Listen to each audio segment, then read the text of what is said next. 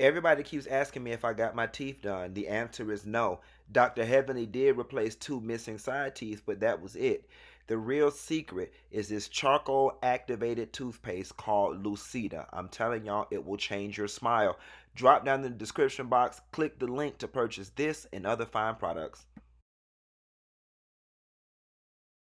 Nestle girl, I could not wait to get home from the gym today to call y'all about Love and Marriage Huntsville. I know I was supposed to call y'all yesterday after I laid down and took a nap, but baby, I was so tired, and y'all already know when Wanda J. Blige step on the scene and get it started, I have to invoke the power of the ancestors to be able to talk about it. I was tired last night, but baby, y'all want to talk about how she got it started?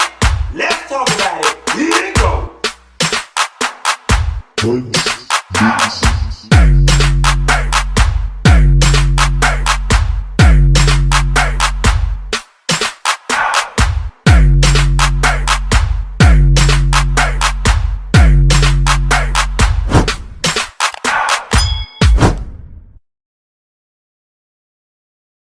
Nestle girl, Love and Marriage Huntsville continues to be the #1 reality TV show for black people on the TV. As far as I'm concerned, from here to Afghanistan, baby. This show continues to deliver week after week after week after week, baby, and it stars none other than my favorite, Miss Wanda J. Blige. But that's all right. We're going to talk about Wanda a little later because she came through a wreck shop on this episode. But let's get the episode started with this old sorry-ass bastard, Martell Holt. The episode opened up with his ass going down suit shopping with his uncle or whatever the case may be. Quiet as it's kept, bitch. You didn't need to go to Suit Supply, Suit City, or Men's Warehouse. You needed to carry your ass down to Macy's and get your regular clothes fit first because you're looking like an old... You're looking like a sister who got their booty done wearing skinny jeans down to the MLK weekend in Atlanta, bitch. Them tight ass clothes. Martell, let me tell you something. You fine or whatever. You fine, but you don't need to get no bigger. Like, ladies and gentlemen, we all like somebody with a nice body and a nice physique. But there is a such thing as too big. And Martell, you don't got too big. I bet you can't even put your arms up like this. You probably stop somewhere like this because you don't got so swole. I know your range of motion is lacking, which probably affects your motion in the ocean, which is good because your ass got 5 kids right now. And something tell me about the way your scandalous ass life set up. Before we leave 2021, there's going to be some more scandal with you, that girl, and some damn babies. Nevertheless, you went down to the suit store with your uncle talking about this was your uncle that filled in and was a father figure. And you know, he sounded like a very nice man, but he must not have did a very good job because you turned out like shit. Like pure D shit. Okay? You was I'm not finna do it to this man on Monday. I was about to go there. Y'all will not pit me against my brother. I will not destroy another black man on this thing this morning. That's what I'm not going to do.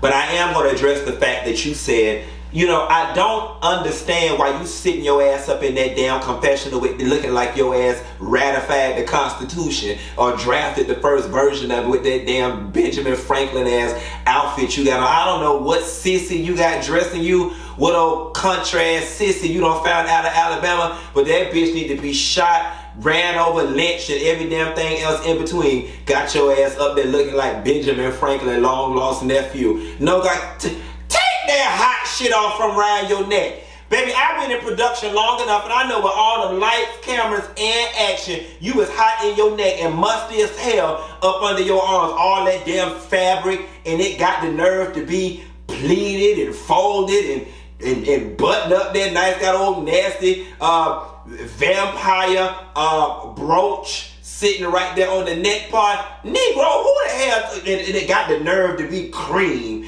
I mean, maybe it would have been better if it was red or yellow or something sitting up there looking like a cream vampire. No, God, honey. When your ass was with Mel, you was dressing better. I just don't understand. Too busy trying to outdo the rest of the people. What happened to... Didn't your ass go down there with your uncle and buy some damn suits? You ain't had none of them damn suits you could have put on. Your call sheet said Halloween, huh? And your ass is being Count Dracula before midnight. No God, honey. Can't take that damn shit off. Nevertheless, you know, I'm not gonna get upset about it this week because I'm over it already. It baffles me and astounds me the way Martell rationalizes all of this. So his livelihood potentially being messed up is not as a result of his mess up. It's as a result of Melanie putting it on social media. Houseway. I always tell people when I'm trying to do conflict resolution and we go down a timeline of events, okay, ultimately this is the ending, but the story did not start. If this is the timeline, this is the beginning, this is the end, the story didn't start where my head is at, which is in the middle. Mel putting the shit on social media is where my head is. That's in the middle. No, sir. The story started way over here with you cheating with the girl. That's how we got to your livelihood being messed up. We didn't start right here. We started right here. And it just baffles me how he missed this whole 20 miles before you get to my head and blames it. Wants the story to start right here with Mel putting the shit on social media. No, the shit started with you putting your dick in Arion for 5 years. That's where it started. That's what set off the domino effect, the snowball effect, the chain of unfortunate events that subsequently landed you in hot water with these investors and these different people. Too busy wanting to be movie stars, too busy wanting to be famous, too busy wanting to be all this stuff down to their own network and didn't realize that you got to mess up your real bread and butter. Okay, quiet as it's kept and loud as it's heard. Y'all ass ain't over there getting Real Housewives of Atlanta money over there, okay? You can afford to tell your construction business to go to hell when you over there getting $1.3 and $1.8 million a season like Nene Leakes for 4, 5, 6, 7 consecutive years. Y'all ass over there getting, shit, this second season, it's the OWN network. Y'all get 200,000 views a night. Y'all ass over there, you and Melody EP, y'all probably getting 5 to 7,000 an episode, a hot 10 if you're lucky, okay? But you're about to miss out on a $30 million project because you want to slang dick all over Huntsville. You know what, Martell, if you want to cheat, I'm going to tell you what you do.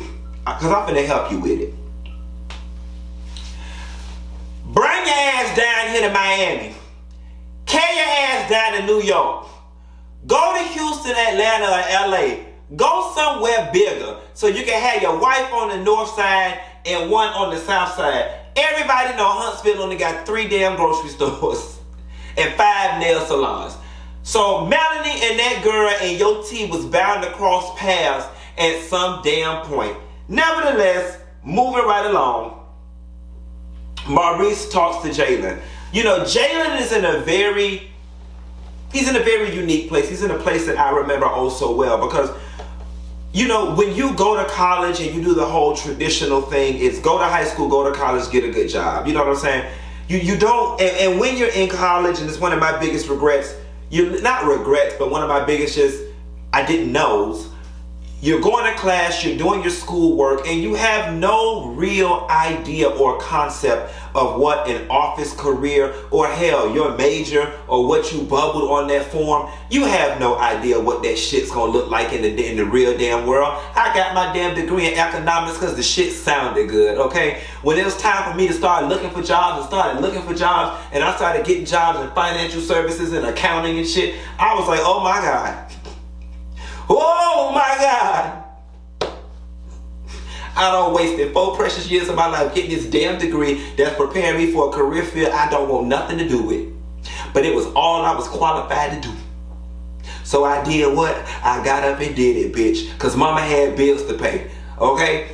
My daddy had done put me out, bitch. He told me I had 6 months to get out. I had to get me a job, get me a little piece of apartment. I had me a Nissan Altima. I had to get out. Baby, I had bills to pay. I was grown. And you end up getting stuck. You know, not to mention growing up in whatever environment, a single environment with Kimmi. I'm sure growing up you didn't have just a slew of examples of entrepreneurship. He saw Kimmi get up and go to work every day to provide. That's all he knew. So I definitely understand the confusion that Jaylin is in, because I was once in that space. Now, I do love the conversation that Maurice was having with him, and Maurice has got to understand, because I've been guilty of this. Now that I've been an entrepreneur for as long as I have, you know, my head has got so one-track minded, and I just tell everybody about it, and I think it's the greatest thing on earth, and I want the whole world to be entrepreneurs, when I understand everybody can't. Like, everybody being an entrepreneur is not going to make the world go round. But Maurice's enthusiasm for Jaylin becoming an entrepreneur, it really does come from a good place, and it comes from a freeing place, from somebody who is doing it. I understand Maurice so much in his push for Jaylin to do it. Jaylin just has not realized, because he hasn't had a taste of it yet, of what this world is like. But Maurice told him, right, I understand the fact that you're working this job because you need to make ends meet, so on and so forth. But how much energy and effort are you putting into your entrepreneurial endeavors? And when the answer was 0, you know what I'm saying? That was the gimme gotcha. That's when Maurice was like, all right then. So Jaylin, the answer to the situation is you get up and you go to your job from 8 to 4, 9 to 5, 10 to 6. You know what I'm saying? You eat your little dinner, and then you spend the next 4 or 5 hours working on your entrepreneurial endeavors. You spend the weekends working on your entrepreneurial endeavors. You spend your nighttime working on your entrepreneurial endeavors. People always say they don't have time, they don't have time, they don't have time. And when I mentor and coach people, I tell them something that I learned when I was online, bitch. Borrow it from your sleep. And that lesson transcends every aspect of your life. If you're busy with the kids, busy with your husband, busy with the church, busy with the whatever, and you don't have time, borrow it from your sleep. That's where you can find 2 or 3 hours. It ain't gonna kill you if you don't get a 4.8 and you get a 5.3 for a couple months, for a couple years. It ain't gonna kill you. If you can't find the time, remember that bitch. Write that, take your pen out, write on a little piece of paper and tuck that in your brassiere. If you can't find time, borrow it from your sleep.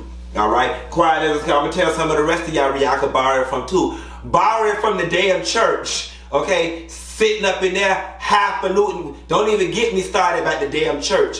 Borrow it from your sleep. Borrow it from the damn church, okay? Them 2 damn places, bona fide places, you can borrow time from. But I'm ready for Jaylin to get that thing started. I think it's going to be dope. And Maurice told him, right, you are in the best possible position somebody could ever be in. You don't have no bills. You don't have rent, and you don't have bills. Quiet as it's kept, and my advice to Jaylin and anybody else in his position whose parents are willing to help him. Quiet as it's kept, I would not go get no structured 9-to-5 job, because if you're trying to build a business, chances are you're going to need to work during business hours at some point. There's 1 or 2 things you do. You go become a substitute school teacher. That way, you're doing daily work. You can call and take an assignment on Monday and Tuesday, but you may have to see a client on Wednesday. You just don't go to the school. You become a substitute teacher, or you go get you a job in retail, which gives you a varying schedule. Monday, you might come in at 8, but Tuesday, you might come in at the 4 o'clock to close shift. Wednesday, you might come in from noon to 4. You know what I'm saying? That way, you can set up your stuff during business hours. Thank me later. Melanie and Martell get down to the office talking about splitting the business. Is it me? Or Martell just could not take how stoic Melanie was. He came in there, you know, wanting to talk shit, wanting to dictate. I just don't want this to go left. She was like, okay, we're here to talk about the business, right? Let's talk about the business. He couldn't take it. Now, he was the one who said he didn't want the shit to go left, but he was the one that got hostile first. But I'm going to tell you something. This scene was the first scene since I've been watching this that I felt very bad for Melanie, and that I watched her be heartbroken. Like, I cried internally for her, because you could tell Mama came in and she coached herself into believing, I'm going to stand strong, we're going to focus on the business, I'm going to get in and out. And at some point she broke. My suspicion is that she broke for the relationship that once was, and for the pieces of Martell that she did love. Martell hit a spot when he said, you know, what he was with the money and how their lives came about as a result of him putting her and him both in position. I definitely believe him when he said it. I don't think it was something that he should throw in her face as your wife. You know what I'm saying? Ultimately, what's good for her is good for you, is good for the kingdom. But I felt as if she did in that moment, you know, agree, acknowledge, feel indebted to, thanked him, you know, felt guilty for. I feel like she felt a gamut of emotions when he was saying that and when he started crying. The man in me, you know, first of all, and I'm not even trying to be shady. I'm not even trying to be shady when I say this. I doubted highly that Mel's beauty company is even making that much money to the point where it's even worth fighting for 50% of her beauty company.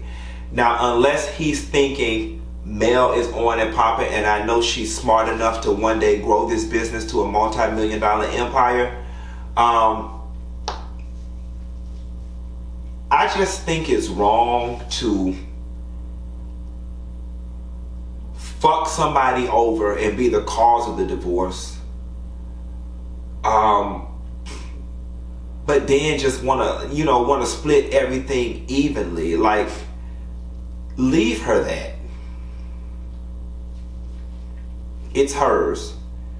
Or be reasonable. You know, Mel, I think I'm entitled 15%.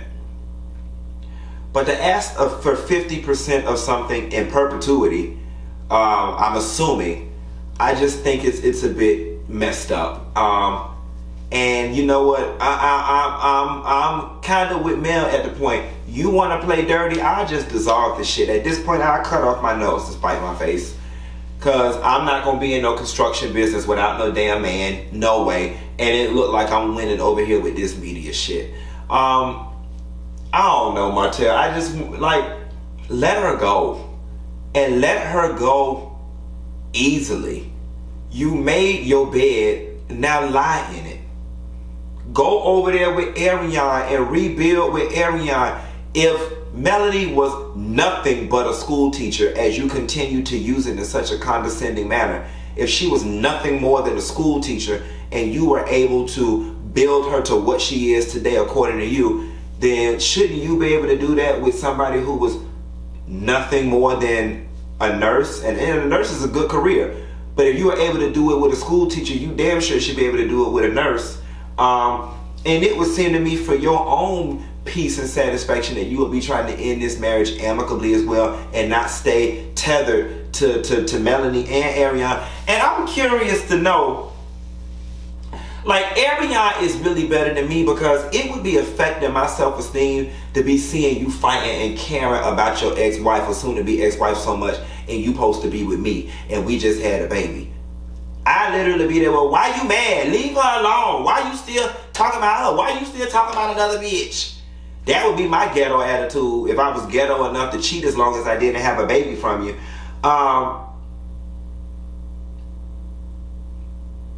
The last thing that's throwing me is, I just don't like how Martell, you can tell Martell has made up in his mind that he is going to push this Melody cheated narrative or whatever in an effort to absolve himself of the situation that he is in. You know, it's gone from she cheated to she cheated first, and that's why I cheated, where you wasn't doing it to me, so you must have been doing it to somebody else, so on and so forth. And again, I keep saying, Martell, you lying and you full of shit, because if that was the case, that would have been your defense season 1.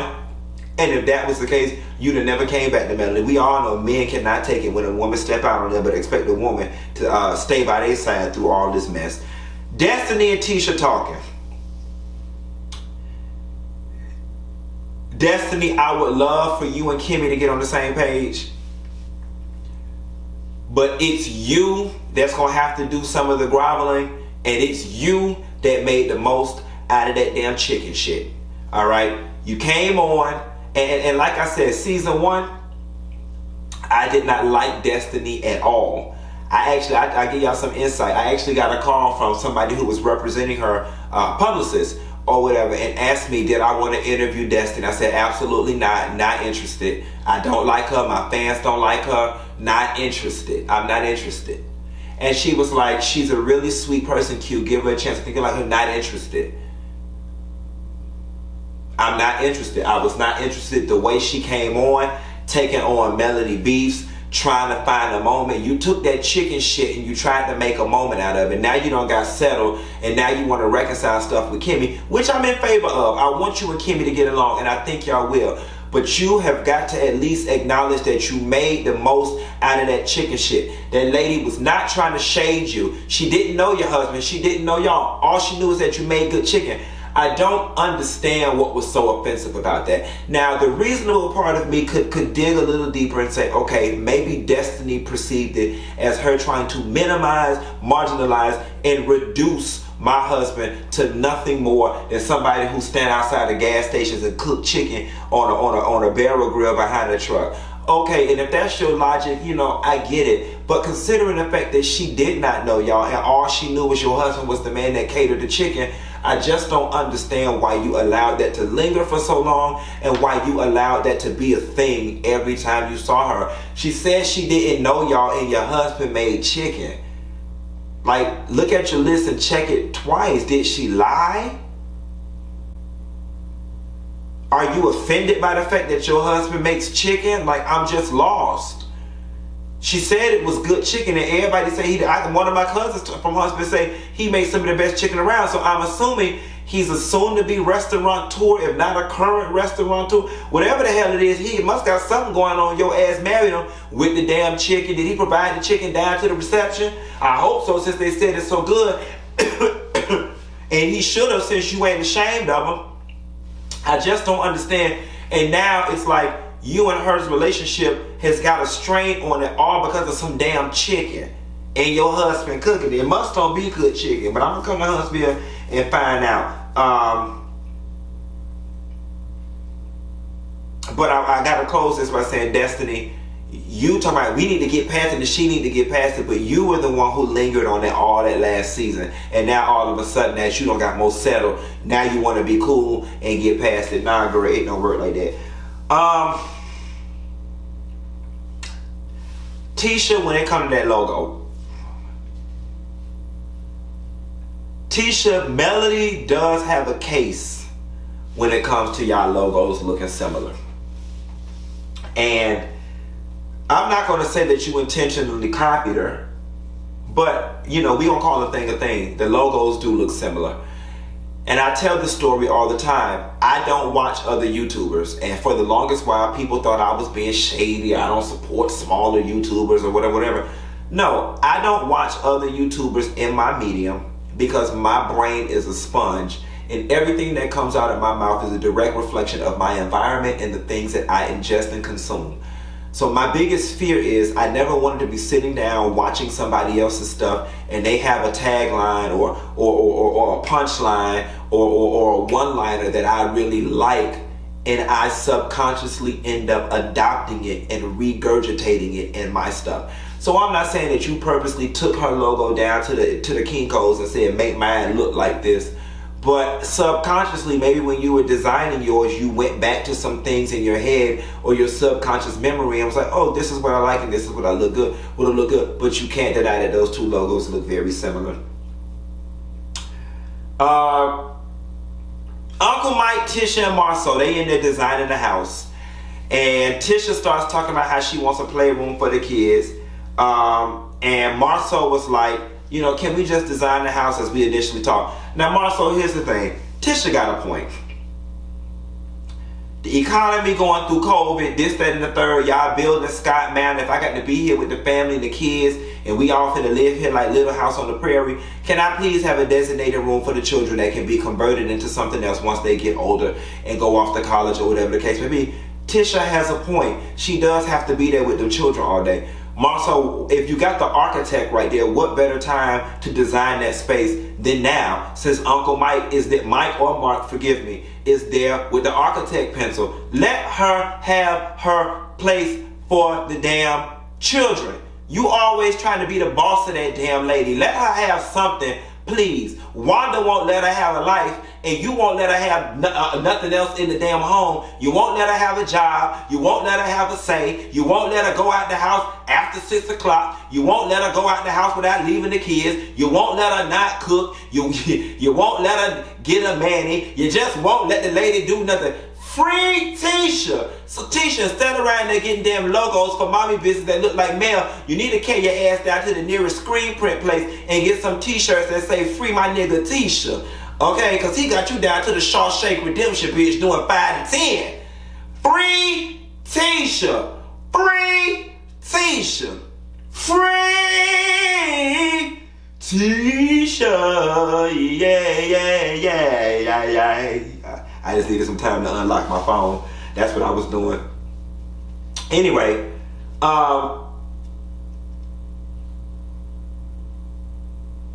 Chris comes to the door and offers Marsau the job. You know, this is some messy shit with these 47 acres or whatever the case may be. And I like the conversation between Marsau and Chris. Marsau comes back inside and tells Tish what Chris wanted. Tisha automatically shut the shit down. Now I'm gonna tell you something. I was with Tisha in the beginning.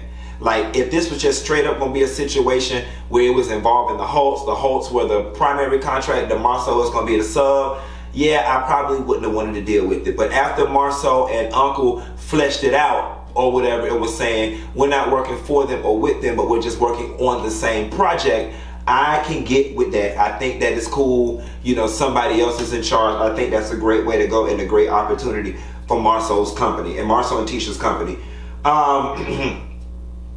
We get down to Jaylin's dinner, baby. Now this when shit get real interesting. And I got something to say that y'all that somebody probably not gonna like, but it's time that we had this conversation. So Destiny's the first person to get there, which was a little awkward because her and Kimmi are not the closest of friends. But you know, they did what they had to do in terms of being cordial. And at said time, Tisha and Melody gets there. He doesn't speak to Tisha, whatever the case may be. Now, is it me or there was something off-putting about Tisha inviting Destiny to do that mommy podcast the way she did? I may be wrong. I took it as a dig at Mel. I did. If you took it that way, drop down in the comments and let me know. And if you didn't, drop down in the comments and let me know. You should come do my mommy podcast. Knowing that Destiny is Melanie's friend, and now you all up on Destiny, want her to do your podcast, you know what I'm saying, didn't include everybody else, that or the only person that wasn't included was Mel at that situation. It was just a little off. And so Destiny says, well, what about Mel, since we're all mommies on different levels? And then you had to get the stuttering about, well, I don't know if she would want to. I don't know, Tisha. It's just, I'm really starting to see you for your works. I really am. And I'm going to take it a step further while we own Tisha. And I'm going to say, Tisha, you are slowly starting to become my least favorite person on this cast. You complain too goddamn much for me. Just every time you turn around, you fucking complaining about something. All right. You invited Wanda to these people thing. All right.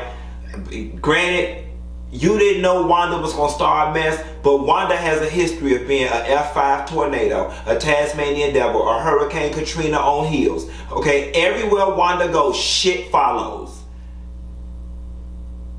Everywhere Wanda goes, a fight breaks out. Everywhere Wanda goes, somebody gets offended.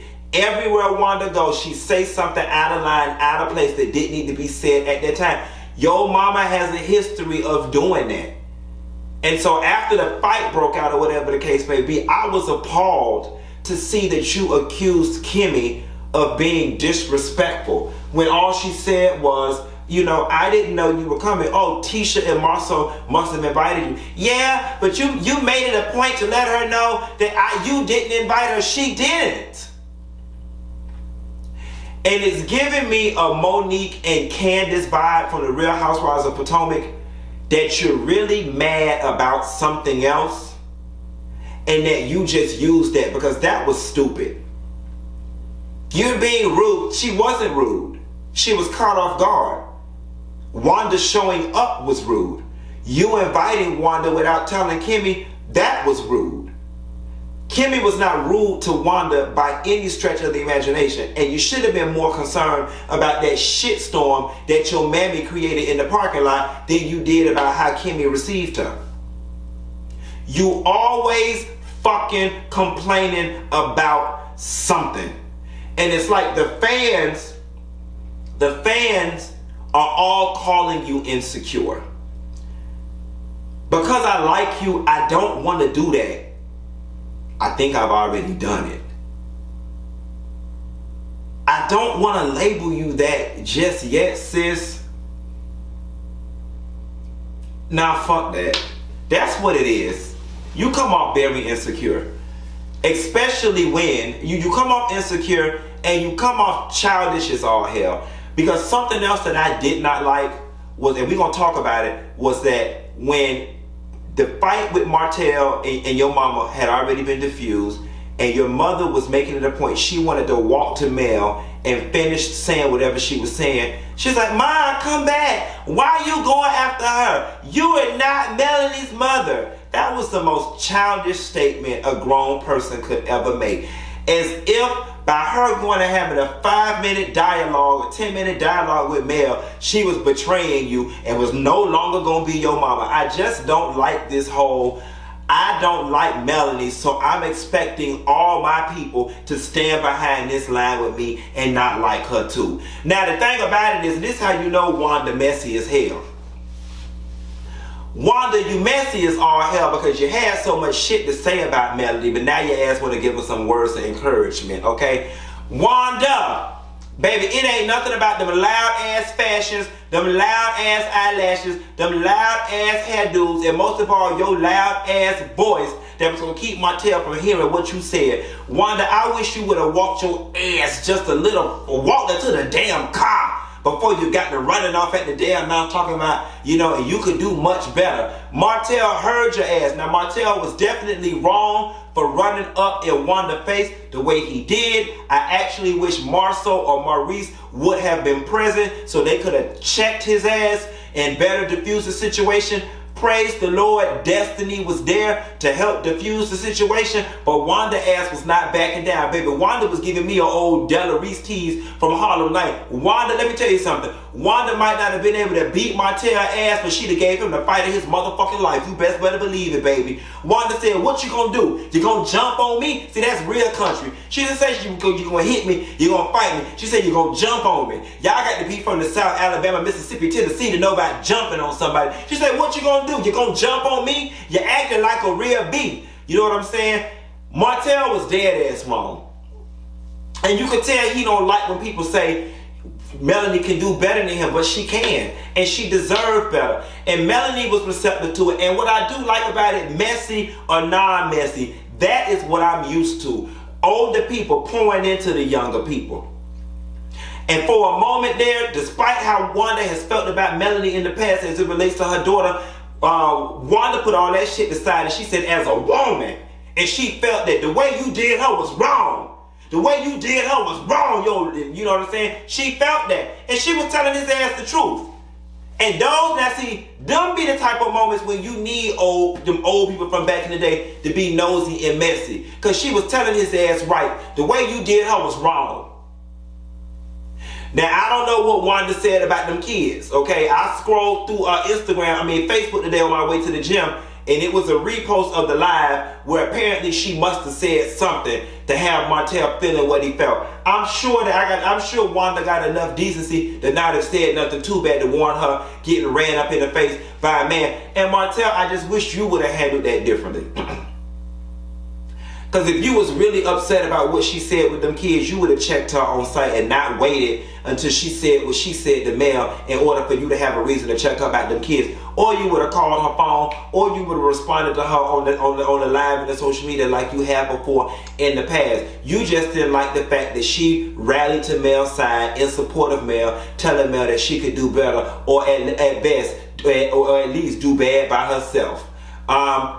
Martell, your world is coming crumbling down. And until you do right by Mel, everything you touch gonna turn to shit. And that's just the God honest truth. Wanda came to that thing and got that shit started. And now it look like next week it's gonna be some more mess as a result to Wanda and Tisha. Unfortunately, this is all your poor little insecure fault, because you had no business inviting Wanda to Jaylin's affair. And as a result, the shit went bust. When we thought the drama was going to be between Martell and Melanie, lo and behold, Wanda was at the center of it. Tornado hairdo, tornado fight, tornado damage, F5, Fujita 5, baby. Wanda J. Blige created a Fujita 5 at Jaylin graduation party. You got to be more careful with the invite list. Y'all, that's all I got. Ain't got no more. I'm about to get in here and watch Bear Collector, but bitch, didn't I tell y'all Big Bite Essie was eating Musty Marie box? Baby, one of their former co-workers done got down to the Facebook in the Love and Marriage Huntsville and Bear Collector group, and she don't spill all the business, baby. She said she got videos of Marie eating her box while Essie was screwing her with a scrap on, baby. And I want to see it. I'm about to get mama on the line and figure if I can get an interview or get my hands on the damn video one. She say, baby, that they was running dead people's social security numbers down through the Medicaid and all type of stuff, and that if she don't get her just due, she gonna expose their ass and drop her receipts. Bear Collector just all of a sudden got very interesting hunty. Be sure to like and subscribe if you new here, and I'll call y'all hoes later.